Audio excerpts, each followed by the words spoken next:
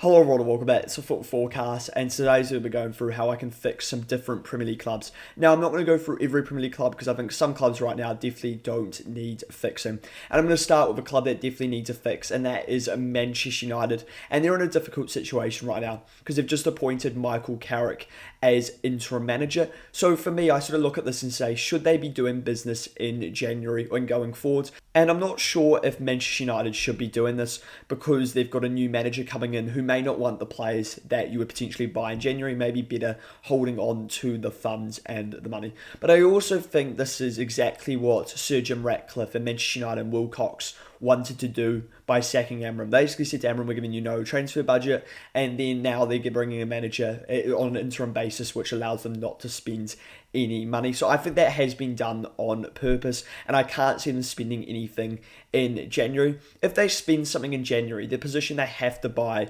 is a midfielder, and that has to be a midfielder that can progress the ball but also sit and hold, and this should improve that midfield double pivot hugely. If you can get an elite midfielder who's very good as a holding mid but can also progress the ball up the pitch, that would be so important for Manchester United. And there've been a lot that have been linked, and one of the top ones is Carlos Baleba. I do like the look of Baleba, and I think this would get the best out of Kobbie Mainoo and allow you to play Kobbie Mainoo in the midfield. But if they were going to do this, I think I would have just stuck with Amram and just tried to see it through with him at least to the end of the season, as that was actually one of the main reasons why Amram was frustrated, because he felt like he wasn't being backed where he wanted to be in the transfer market. There were other reasons why Amram was frustrated, but I think if you offered him in a midfield signing, he would have been a lot more encouraged to stay and not do the press conference calling out the higher-ups and the owners. Because that is the main issue right now with Manchester United. It's been the main issue for a long time, is the fact that midfield is absolutely awful and it continues to be awful. So if they are going to do any business in January, that is the area I would spend. The other area you could consider spending is the fullbacks and potentially the winger, because now you look at it and you say, well, do we have an out-and-out left winger? That's unlikely. Matheus Cunha looks the most likely to play out there, or you could play an Mbeumo or an Amad Diallo, but you wouldn't say a top-quality left winger where that is their strongest position. So that's definitely another position you could look at. Fullbacks, I think a right back and a left back are a must in the summer. I don't rate Mazraoui or Dalot highly. Looking at the left back, you've got Dorgu and Shaw, and I don't rate either of them particularly highly. Dorgu looks decent right now, but I definitely think you could improve on them, unless Dorgu has an outstanding 5 months. So for me, if I'm Manchester United, I would probably hold fire until the summer and don't spend anything. If you're going to spend in an area, it has to be that midfield. They may well decide to do this to try get into the Champions League football, which I could understand. But whoever they buy, they need to be careful would fit the profile of the manager they're looking to get in the summer, as they don't need to be wasting money. They need to back whoever the manager is to the absolute extreme and give them some sort of control in the transfer market, because they need to back who they are appointing as manager more, in my opinion, than what they did with Ruben Amorim, instead of saying this is going to be your player and not giving them a huge say in who they buy. And some people may say it didn't work with Erik ten Hag. Don't give full control to the manager, just give the manager a decent say in the transfers that are brought in. I think another key for Manchester United is whoever they buy needs to be good and improve them at breaking down low blocks. They've had a huge problem this season, United, with breaking down low blocks and actually winning games where they've had more of the ball. They've won 1 out of 13 games where they've had more than 50% of the ball, so this has to improve. So then we're on to Spurs, and I think whatever Spurs do in the next couple of years could be really decisive in terms of what sort of club we look at Spurs as. Will they still be considered a big Premier League club, or will we just be considering them sort of a mid-table side that finished sort of around 12th, 13th every year? Because how Spurs are tracking, that's what's currently going to happen. So I think the first obvious thing to say is sack Thomas Frank. I think he's nowhere near good enough, and I just think he's too defensive and pragmatic, and he doesn't suit a big club. Spurs rank lowest in the Premier League for through balls and progressive passes, which is absolutely outrageous. And I think that does actually show he's nowhere near good enough for this sort of side. And Spurs in the past have been a very attacking side, and I think that's sort of what the Spurs fans want to see. They want to be entertained. And in theory, this should improve when Maddison and Kulusevski come back, but I'm not sure how much it's going to improve. You can't rank 20th in progressive passes a side like Spurs, and especially considering the fact he continues to play players like Bentancur over a player like Lucas Bergvall, who would really help with the pass progression. The player they brought in to actually try change that was Conor Gallagher, and I like Gallagher. I think he's a really hard-working midfielder, and he's a decent ball progressor, but he's not an elite ball progressor, which is what I think Spurs needs. They'll be hoping when Kulusevski and Maddison come back from injury, this will change. But I still think under a manager like Frank, he's not going to be able to get the best out of these two players. In terms of other positions that Spurs need to sign, I would say a left back is also a must. And that is because Pedro Porro is first of all playing terrible right now. And I think that's because of the amount of games he's playing. And his performance has recently been really average. So what you can do is you can move Spence to right back, which should in theory be a more comfortable position for him, and then sign a left back. I would rather do that if I was Spurs than just buying a backup right back, because I think Spence can improve as a player, as now you'd have a right-footed right back on the right-hand side instead of a right-footed left back on the left-hand side, which limits a player like Jed Spence and any right-footed left back in that case. And of course, with Spurs, we are looking at the higher-ups. I think they need to have a change in strategy because they sign a lot of players where like, oh, they could be good, or they're a young talent. They need to buy more Premier League guaranteed players. And I think this would help the manager. Thomas Frank is not completely at blame for this, but he is still a problem and why Spurs are underperforming this season. I think with a different manager, they would do better.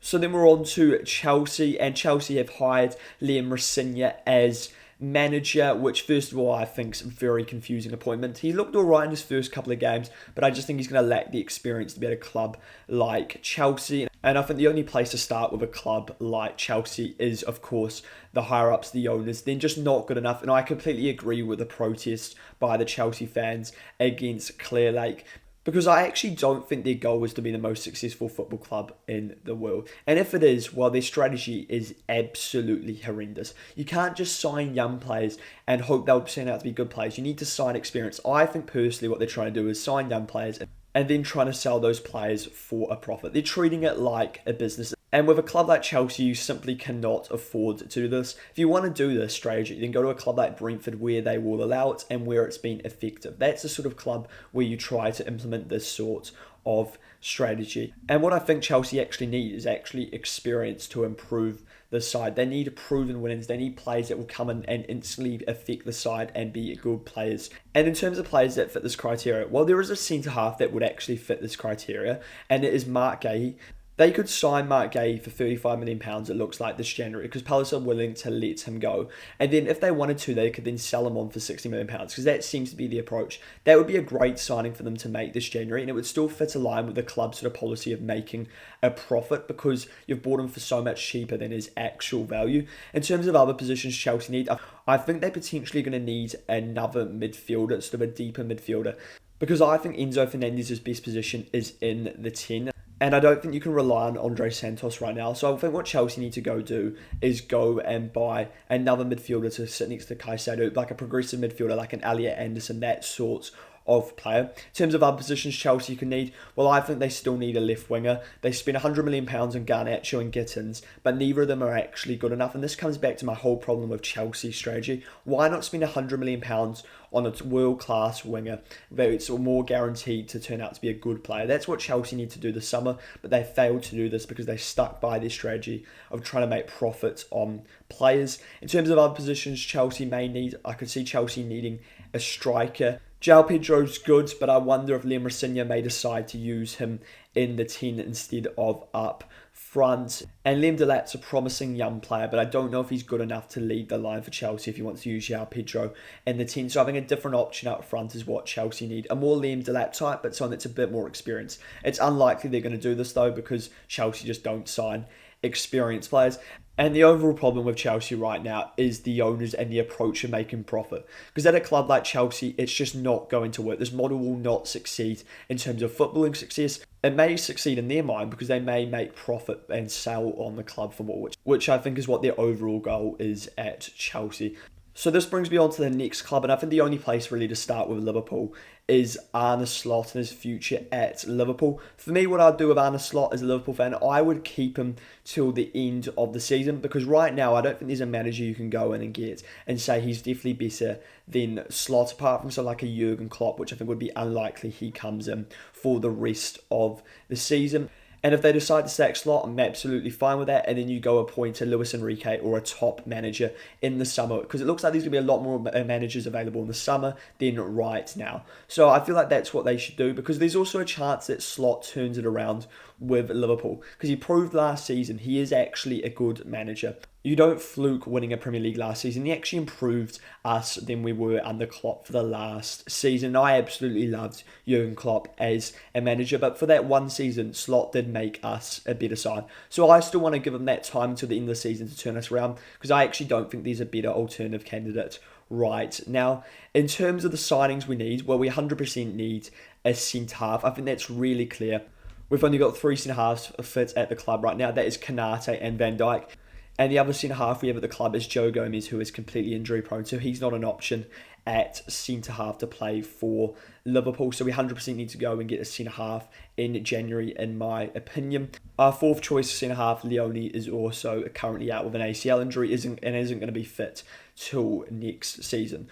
So we've got no centre-half depth right now. The other defensive position we're having a lot of trouble with right now is right back. And I think we definitely need to get a right back in January. And that is to allow Dominic Szoboszlai to move back into midfield, who's been our best player so far this season. Do I think we get both? Potentially not. I think ideally we get someone that can play centre-half and right back and at least do some cover in that position, because Conor Bradley is out till the end of the season. Jeremy Frimpong can play there, but he is a bit weak defensively, and I wouldn't be confident with starting week in, week out. And I think against top wingers, we're going to need an alternative at right back. And also, he has so far suffered 2 hamstring injuries at Liverpool. So I don't think you can rely on Jeremy Frimpong. Dominic Szoboszlai, as I've already said, I'd rather him in midfield. Calvin Ramsey has been barely used by Arne Slot, so he's not really an option there at right back. And Joe Gomez is basically our centre-half cover. So that's all we've got in terms of depth at right back right now. So we need to go and get one, in my opinion. And the other area where Liverpool need to improve is the football we're actually playing, because it's not great right now. I think that's fair to say. You're not watching Liverpool right now and you're like, oh, that's an excellent side. And I think one of those main reasons is because we're not pressing as much as a side. And I feel like the reason we're doing this is, first of all, we can't rely on a defence. So hopefully getting a centre-half or a right-back or something like that will help us press more, because Slot will feel more comfortable doing this. But I think the other thing Liverpool could look at, I don't think this is a January signing, is a holding midfielder, sort of an elite tackler in the midfield. I think Liverpool really need a player like this. And then what you'd have to do is move Gravenberch and Szoboszlai up to almost 8, as well as providing us with that defensive cover of the holding midfielder. In terms of other areas where Liverpool need to improve, the wingers. Liverpool currently don't know the future of Mo Salah, and if Mo Salah goes in January, we need to replace him. And I'd be looking for an industrial right winger. And we need someone that can work hard and press high once again. So someone like an Antoine Semenyo would have been great on that right wing. But unfortunately, City got the player instead. And Semenyo could have played on the right, but his preferred position was on the left, where actually we could probably use a player as well. Realistically, how much of that gets done in January? I'm hoping that we at least get the centre-half. And if we don't get the centre-half, then I'd be very disappointed. In terms of the other positions, I think if Salah leaves, then we 100% need to replace Mo Salah. I think the other alternative is to use Dominic Szoboszlai as that right winger, because he can provide that work rate that I think Slot's looking for on his wingers. But then we'd have to go get a midfielder like an Adam Wharton, which would cost you £100 million. The other reason why I don't think the Liverpool board will back him to this extent is because Slot may not be the manager at the end of the season, and they may look at another manager who may have different plans with the squad. So then we're on to Newcastle, and I guess the first question is, would you keep Eddie Howe? I would definitely keep Eddie Howe at least to the end of the season, and I think the squad that he has right now really suits him as a manager. But I think that's where I do something slightly different. I think they may have to go away from those Eddie Howe signings, your Jacob Ramseys, your Anthony Elangas, which have failed so far this season. And I think there's 2 positions where Newcastle can look at a player. I mean, the first position is potentially an improvement in the centre-half.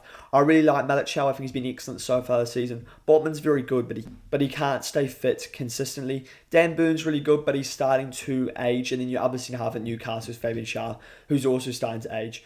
I think they could probably use another centre-half who's probably a bit younger and just sort of elite on the ball to sort of change how Newcastle play. The other position, which I'd probably say is more important, is the midfield. And I think there's 2 types of midfielders that Newcastle could go for. One is an attacking midfielder, and that is to obviously help with breaking down those low blocks, which is to make Newcastle a more effective side going forward, because they could use a player like this. But the alternative, which is the one I actually think might be better, is a defensive midfielder. And this sort of sounds to the opposite of what you would do in this situation. But first of all, Eddie Howe is way more likely, I think, to buy a more defensive-minded midfielder based off the profiles he's currently got and sort of how he likes to play. For me, what you could do is you could buy an elite holding midfielder that's really good at tackling, progressing the ball, punching lines, all of that sort of stuff that's really key in a defensive midfielder. And then what you could do is move Bruno and Tonali further forwards, and they could be your creative-minded midfielders. I think they can definitely do both sides of the ball, and that would keep that defence facility as well. I think making Newcastle a more creative side, because you take someone out like Joe Linton, who's not a very creative player, for a more creative holding midfielder, and then allowing your other two midfielders to get further forward. I think Newcastle should really consider doing something like this, and I think it's more likely than buying an attacking midfielder and going with the opposite approach. So then we've got Crystal Palace. I mean, this is more of a question around, do Crystal Palace actually need any fixing?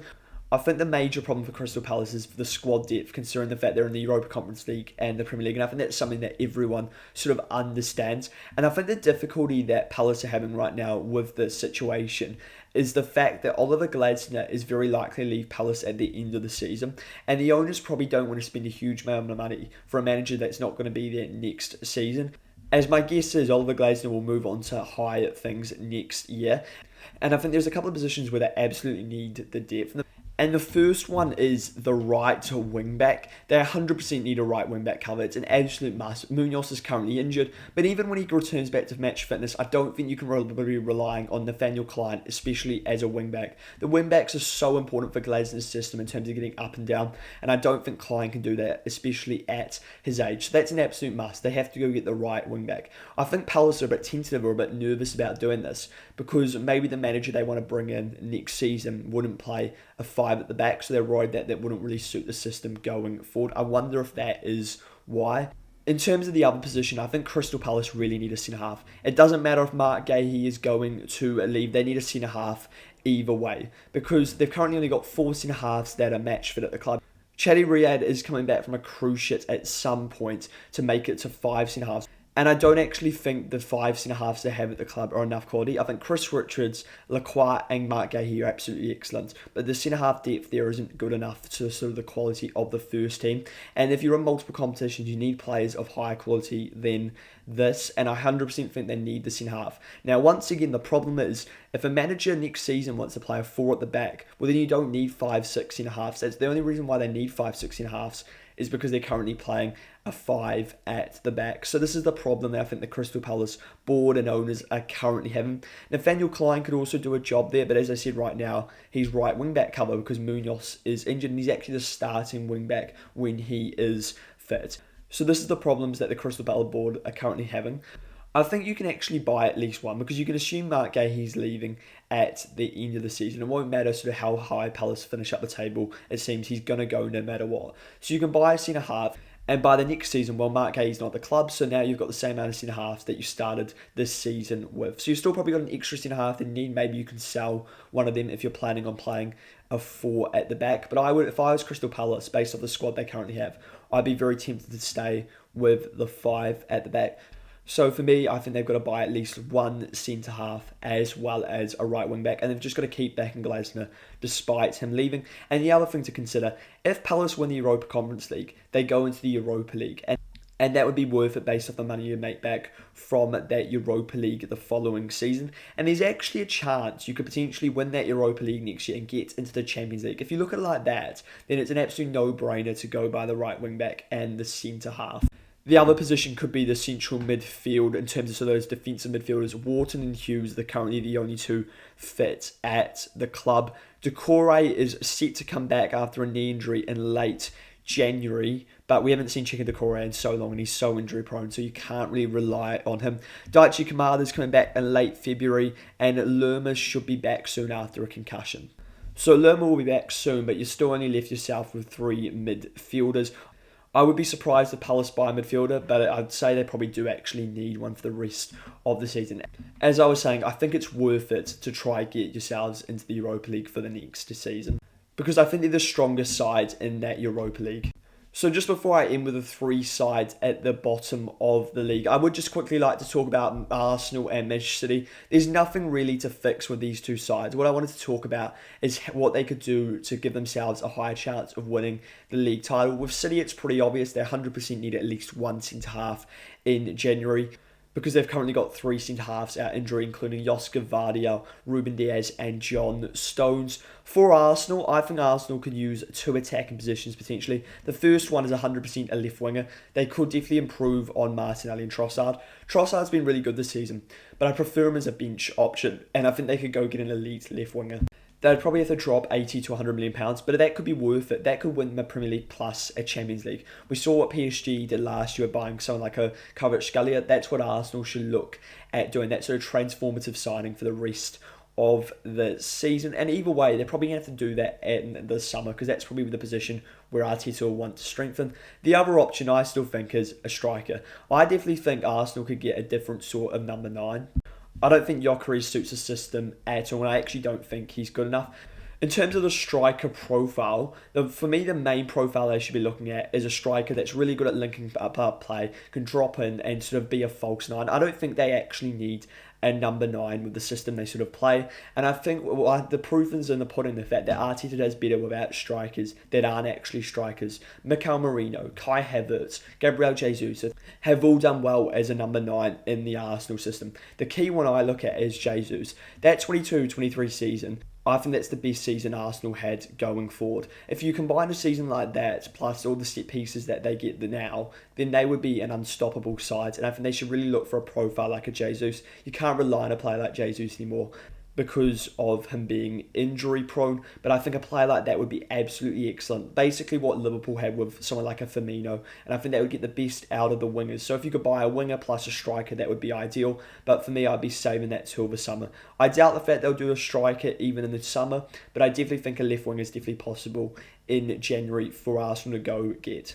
So finally, we have got the three sides in the relegation zone. So we've got West Ham, we've got Wolves, and we've got Burnley. And the first two clubs I want to talk about is Wolves and West Ham, because I think they've got the same overall issue. First of all, for West Ham, it's because they're run like an absolute joke, and for Wolves, they're also run like an absolute joke. West Ham in the last couple of years have been absolutely terrible in the transfer market, and no surprises, so have Wolves. I think West Ham's actually been even worse considering the amount they've actually spent, the amount of £40 million players they've bought, and they've been absolutely terrible. The main one I want to highlight is someone like a Max Kuhlman, who they spent £40 million on from Wolves. And it's terrible the amount of money they spend for the absolute crap they actually receive. And I just can't understand how they continue to muck up time after time. And don't even get me on the striker position for West Ham. They haven't found a competent number 9 in so long considering the amount they've spent. They just dropped £50 million in two number 9s. Chances are they'll both be crap based off West Ham's history when it comes to the striker position. Then we've got Wolves, and they're also run like a joke. And the main issue with Wolves is that they sell their best two players often, or their best player in the summer. Then they replace them with cheaper and mediocre players. And then they get themselves into trouble in January. And then they go spend and try to get themselves out of trouble. That's what they've done the last sort of 3-4 years consistently. It's very rare that Wolves do something different than what I have just said. The problem is this year is that they can't spend and get out of trouble because they're on 7 points. They've basically got no chance of surviving, and they're going to go down. So what are these two clubs going to do going forward? Well, first of all, they'll probably do the exact opposite or do something absolutely different because they're stupid. So for West Ham, you've got two options. You either sell your best players now and prepare for the Championship and try to get a top dollar for the players instead of negotiating in the Championship where you might get slightly less. The good thing for West Ham is the fact that none of their players have relegation release clauses most likely, which means you could take the risk and try to keep the players and then stay up. That's what I think West Ham need to do. I still think they definitely need to give it a go at staying up. They are 7 points away from safety, so it is still possible. But what do West Ham need to do? Well, first of all, they need to spend big, which I don't think they did enough in the summer, but spend correctly. Whoever they buy needs to come in and give the exact sort of impact West Ham need. In terms of positions West Ham need, they 100% need a keeper, they need a centre-half. They've already bought the strikers. I think they could use a midfielder. I mean, we could keep going on with a club like West Ham. They need so much. And it is so important that they spend correctly in this window. Otherwise, they're guaranteed to go down. I still think they're basically guaranteed to go down. But there is still a sliver of hope for a club like West Ham. In terms of Wolves, most likely what you do is probably just sell your players if you get good offers for them in January, because you're not staying up realistically and there's no point trying, and you're better off just sort of rebuilding for the championship and trying to come up in the following year with a different approach. And I know that's not what the fans want to probably hear. Some of the fans may agree with this. Some of the fans will probably still hoping there's a sliver of chance, but realistically, you're going down. I think one of my main sells will be a player like Strand Larsen. He's clearly down tools, in my opinion, and I don't think he's going to improve as the season goes on. And that Tolu they've got up front, I think, is a lot better option, Arokadare, than Strand Larsen. They've also got to trust the youth, try to bring through some youth, because that Mane kid they've got is actually a real talent, it looks like, and he looks like a very good player for Wolves. In terms of where they need to improve, I mean, there's basically no point talking about it because it's basically everywhere and it's very unlikely they do this. If they do keep Strand Larsen, what I would say, I'd like to see them try Tolu, Arokadare and Strand Larsen and then Mane in behind them as sort of a front three. I actually think that could work quite well. I don't think Strand Larsen will perform to the ability that he needs to, but maybe if you put some quality, some decent players around him, it may work as a side. And I think they should try this out. It's better than playing Arias or whoever, in my opinion. So finally, we have got Burnley, and I've left Burnley by themselves and not including them with Wolves and West Ham, because I think it's a slightly different issue. First of all, I don't think Burnley actually have the ability to spend what they need to spend to stay in the Premier League realistically. And I think realistically, the only way they've got to sort of sustain themselves is being a Brentford, a Bournemouth, or a Brighton. That sort of model, I can't really see them succeeding sort of any other way. In terms of what they could do now, I think they could probably get rid of Scott Parker. I don't think getting rid of Scott Parker is going to instantly change Burnley as a club, but I think it may give them some hope. It may give the players a bit of hope, and I think what they need to go in is get a manager like a Sean Dyche. Unfortunately, he is not available. You need a Sam Allardyce type manager. That's what Burnley need, as I think the only chance they really have is parking the bus and trying to hit teams on the break. I do think that's probably the only chance they've got of staying up as a club saver like that, and that's the sort of manager I would be looking at for Burnley. In terms of selling players, Burnley don't have a huge amount of assets where you go, oh, they're worth £40 million to get rid of them, apart from a Steve. And getting rid of him would basically mean that you're going down no matter what. But if you get a really good offer for a player like a Steve, which I think could happen, then I would definitely consider selling him. The situation Burnley are in, because they're unlikely to survive in the Premier League. Realistically, though, with Burnley, Wolves and West Ham, you're down no matter what, and there's not a lot you can fix in the short term, and it's more about looking in the long term and how you change how the clubs are run. Burnley is the most difficult to do this, though, because a club like West Ham and Wolves have the revenue, they have the pool to bring in top players. Let me know your thoughts on this and how I would fix each Premier League club. How would you fix your Premier League club as well as others? What other clubs should have I included in this that I failed to? And if you enjoy this, it would be great to subscribe to this channel as well as liking the video.